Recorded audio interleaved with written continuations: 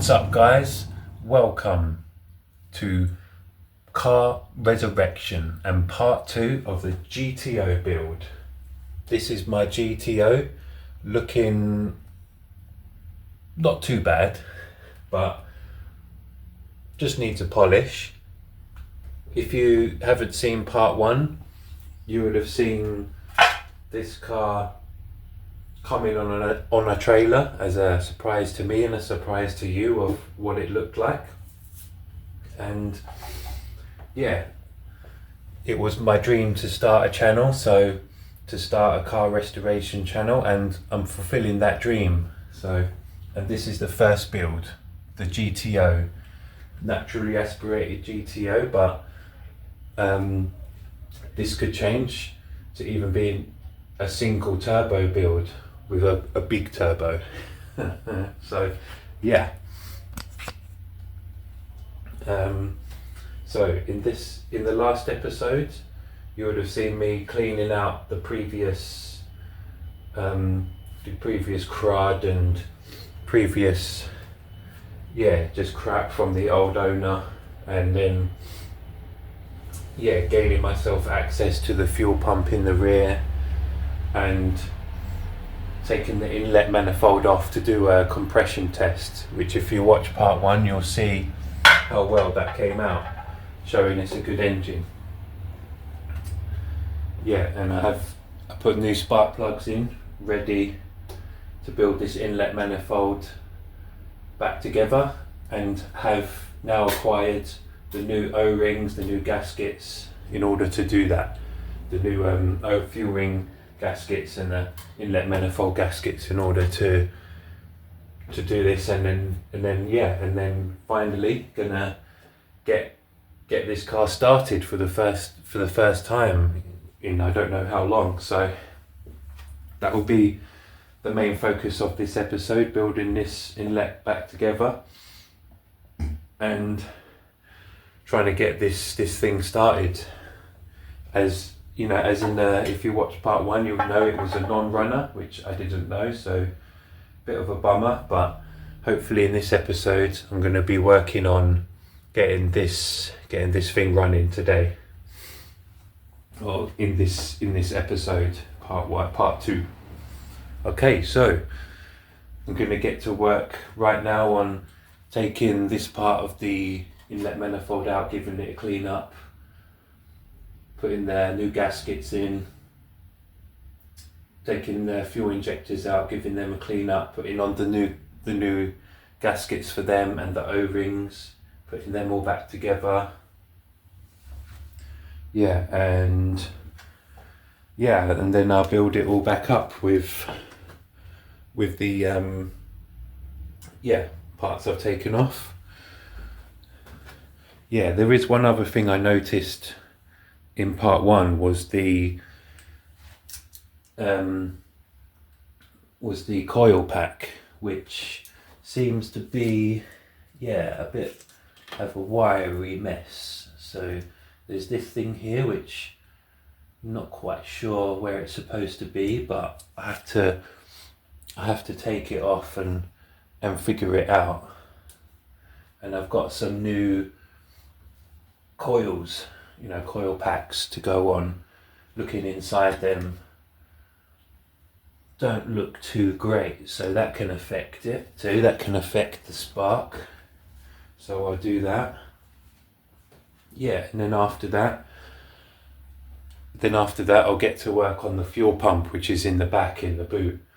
I'm going to take it out, have a look at it, see what the previous owner had done to it, and build it back up. I've got a couple of fuel pumps here. I've got a brand new one, like aftermarket, and a OEM second-hand one. So hopefully that should be enough, and some wiring for it. And if that doesn't work, then I'm assuming it will be an electrical fault, like an ECU, or some fault in the loom over there, which that I hope it isn't that. But so in this episode we'll find it out together. Okay, let's get to work.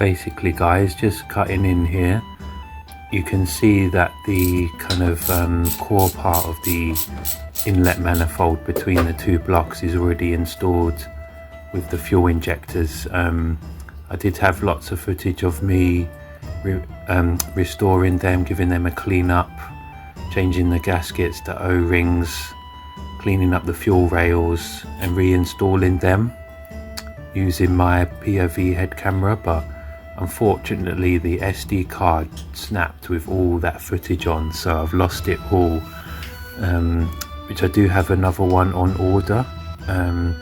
So in this video you're just going to be seeing everything from a kind of distant angle, but still there'll be everything done needed to get done in order to, yeah, hopefully get this car running. Starting right now on the coil pack, checking the terminals, yeah, making sure there's no corrosion, because that can cause misfiring and starting issues. So yeah.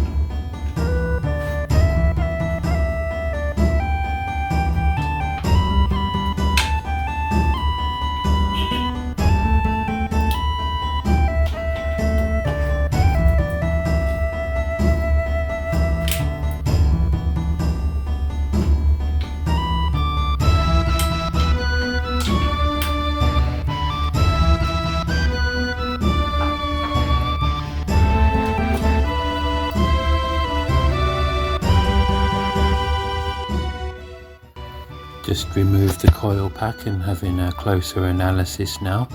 I could see that inside these two coils here that there was a lot of corrosion, and also on these two terminals on the bottom a lot more corrosion, even the brittle wiring. Yeah, this definitely caused by missing the cover, as the other two have one. And looking in the past paperwork of this car, could see that there was misfire in cylinder 3 and 6, saying that it was caused by a fault in the loom, but these two terminals being corroded could also contribute to that misfire. So yeah, this is definitely something to fix.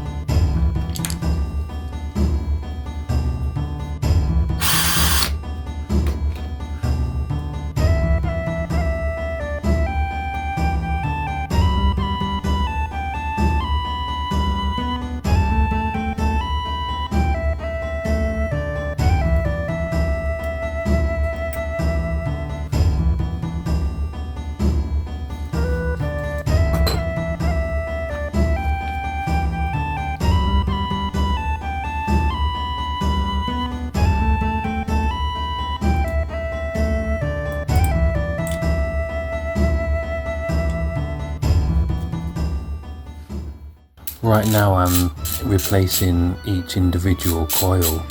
Is on a car this old, it's 29 to 30 years old. It's really hard to get the coil pack completely brand new, so the only way is to replace each individual coil. So yeah, each one will be replaced, and just the terminals on the corroded coil basically.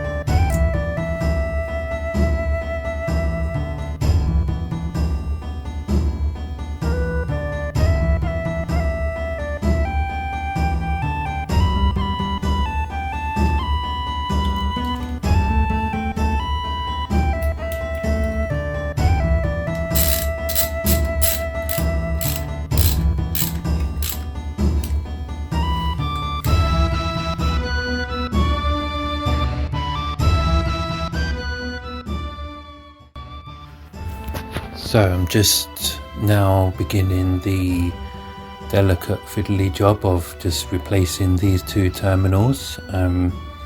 Yeah, I'm sorry about the scissors I'm using here, guys. Yeah, just on, you don't have to use the most high-tech of equipment sometimes. Definitely won't be listing them in the list of equipment used. Yeah, so I've got some new terminal rings, and yeah, there's this red wire here seems to have like two wires kind of crimped individually, so yeah, I think shouldn't be a problem for me just to crimp those two together within a new terminal ring. So I'll go ahead and do that in a minute. And yeah, just to say also, notice that these older coil packs would normally have the terminal wires kind of out in the open like this, whereas newer ones, they're all kind of built into the coil pack. If the car still has a coil pack these days, sometimes they don't have coil plugs straight into the block, so yeah, that's just something interesting I found out of, learning mechanics myself, if you find that interesting as well.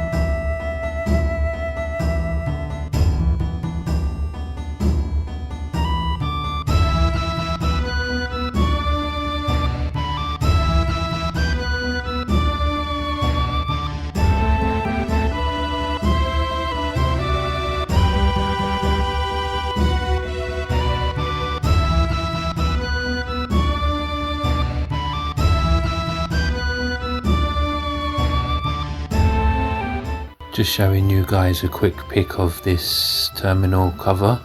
I've had to order it from China for £10, if you can believe.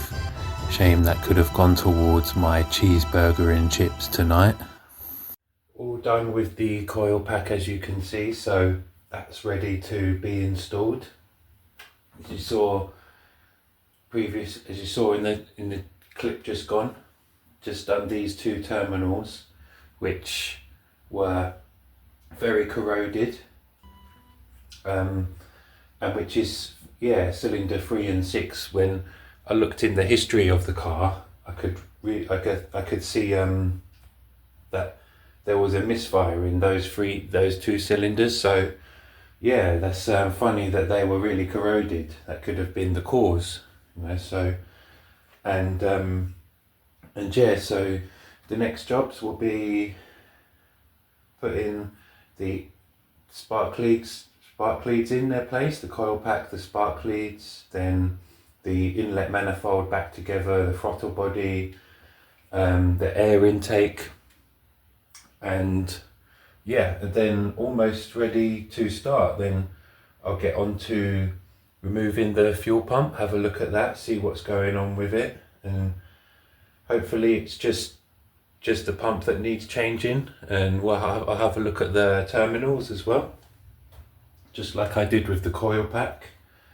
Then once that's done, we'll be ready to attempt to start this thing for the first time. Maybe how long it's been sitting, maybe about, I don't know, 7 years, 8 years, 9 years maybe.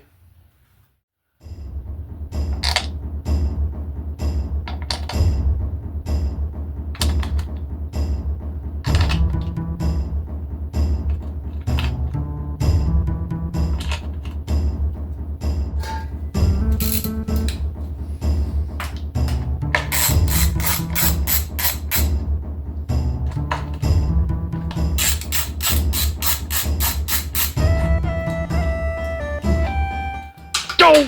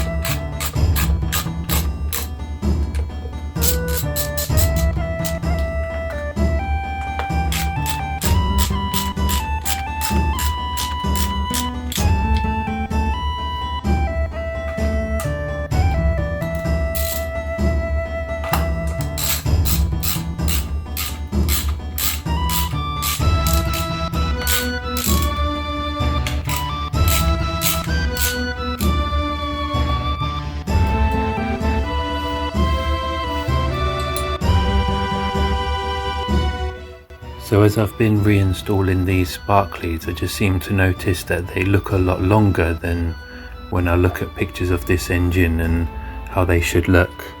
So I've got some nice blue race leads on the way, which I believe will be the right fit for the engine, and definitely give it, definitely contribute to the aesthetic look and appeal of the engine.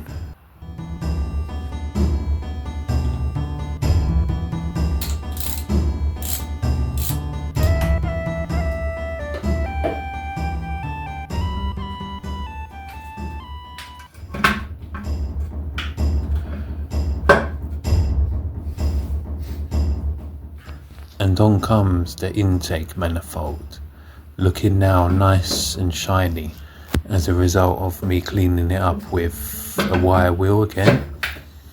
Unfortunately, I have lost that footage, but what I can do is in the next video, I have the blue race leads on the way, and I also needed to get some different O-rings for the top of the fuel injectors, because they were the wrong ones, but they will make do just to start the engine. So in a later video I can show you how I've cleaned up the fuel injectors, the fuel rails, and just that particular area.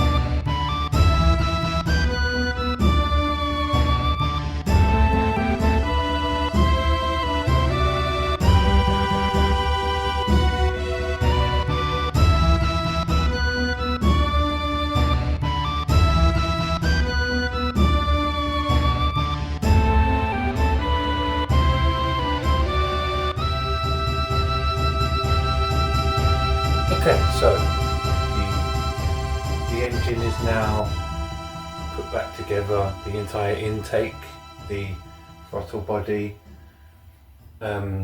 everything is ready for its first startup. So yeah, not perfect in this corner, but I'm going to leave that until after I get it started. It's just to focus on getting it started first. Yeah. So yeah, you can see all the cleaned up parts, the inlet manifold with all the corrosion removed. Yeah, I mean, if you guys still have an idea of whether I should paint it or not, I'll leave that to you. Got these spark plugs all in, coil pack. Yeah, again, the wiring not looking great, but let's get it started first and then sort that out later. Battery is fully charged and ready to go. Yeah, so the next job will be taking out the fuel pump, which is in the rear of the car, and yeah, having a look at it, having a look at the wiring, see why it's not working according to the previous owner. So yeah, that's the next jobs.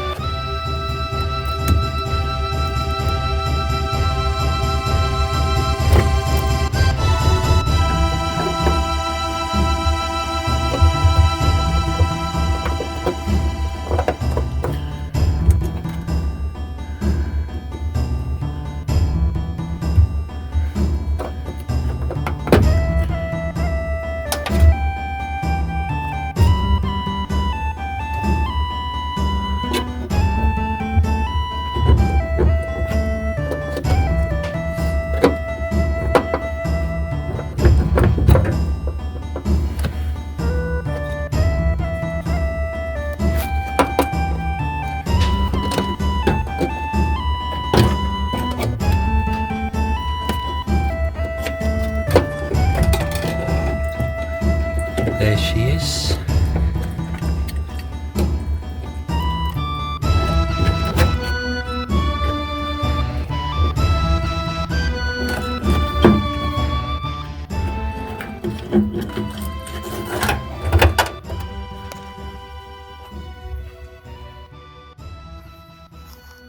Here is the fuel pump removed from the tank in all of its glory. Just having a quick look around to see what I can see. Definitely a lot of corrosion here on the top, particularly on the terminals. And this fuel hose is definitely of a too big internal diameter for the fuel to flow freely through. So yeah, these things could definitely add up to the fuel pump having no life. That's all I can visibly see right now.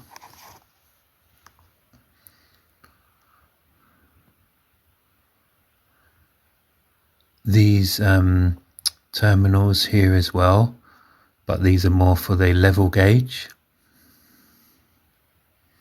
These terminals on top again, particularly the one most above. Here is the final stage refurbed fuel pump as far as I'm going to go right now. I've put a new fuel pump in, new wiring, the terminals that were corroded, the right sized fuel hose with the correct internal diameter of around 6 to 7 mil. Yeah, it's not a full restoration, but it will be good enough for a while.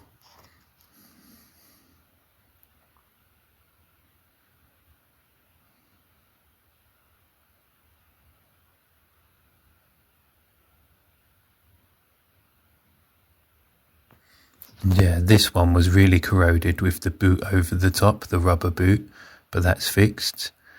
This terminal here was excessively corroded and now replaced with a brand new terminal ring and wiring. Yeah, just giving you another quick look around. But yeah, this is still as far as I'm going to go for now. The wire that runs down, that kind of wraps around, as you can see there pointing at, is quite brittle, and that's to do with the level gauge. So I don't know how long that will last, but I'll just leave it for now. You can see the hose I've replaced with, yeah, fuel will flow much more freely through there now. The wiring I've replaced, got, yeah, quite a long little loom on there, just in case the wiring needs replacing in the future with a new plug. But I have the plug that fits the OEM fuel pumps on it now as well, so that can be interchangeable. Yeah, and I'm going to leave the kind of fitting at the top as well. Not going to replace that yet, but maybe in the future what I could do is do like a whole AN6 kind of fitting kit from the fuel pump traveling all the way to the engine, to the fuel filter, and to the fuel pressure regulator and the fuel rails. I think that would be a really cool mod to do with some nice braided hoses. Yeah, the top still has some rust on it, but I got a fair amount of it off to allow the connections to conduct better, you know. So yeah, all in all, I think this is a fairly good restoration and should last a while. So I'm going to go ahead and install this into the tank, and as you've seen me take it out, it will be the same process of putting it back in. So yeah, I'm not sure there's any need for you guys to see me put it back in. It's going to go in now, and yeah, prepare for the first start of the car since having it.